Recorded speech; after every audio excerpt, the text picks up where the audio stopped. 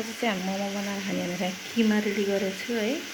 यहाँ चाहिँ अचार पाक्दैछ, टमाटर र प्याजको खुर्सानी त्यो पनि। अनि यहाँ चाहिँ तिल छ, अहिले हाल्छु म। अहिले चाहिँ यहाँ मैदाको डो रेडी गरेको छ है। यहाँ चाहिँ अचार है, तिल टमाटर अचार।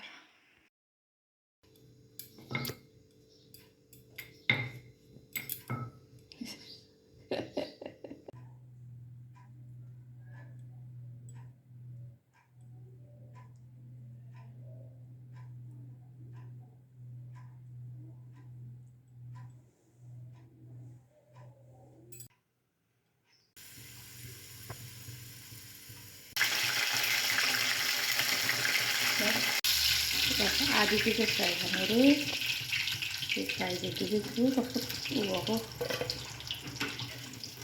पाक्नु त पाक्यो होला नि है। ल अब हाम्रो चाहिँ मोमो पकाउनु भएको होइन है।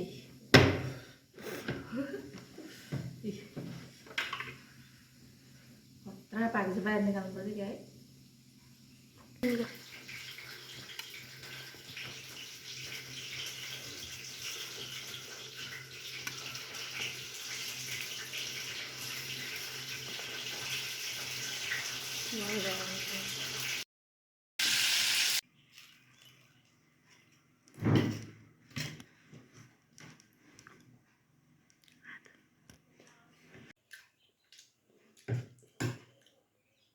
पानी नपरे आउँछ होला है।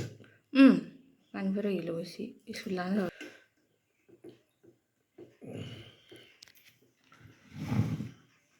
ठुलो भयो ठिकै छ। कति पिस भएको थियो? म त गर्दिनँ। कस्तो भयो भात खानु खानु।